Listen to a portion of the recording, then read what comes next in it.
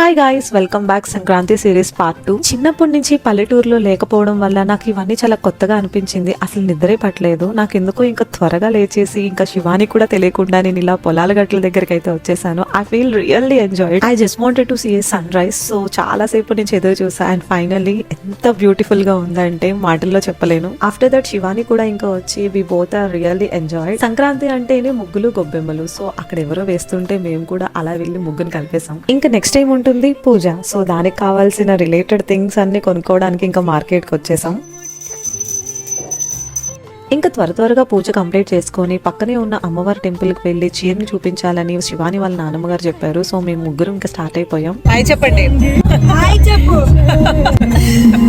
నిజంగానే grand is so great. అసలు ఎంత పేషెన్సీగా ఉంటారంటే వాళ్ళ నాన్నమ్మని చూసాకే తెలిసింది. ఇంకా చీరని అమ్మవారికి చూపించి again we back to the home. That's all for the mini vlog. Please to subscribe my channel and bye guys.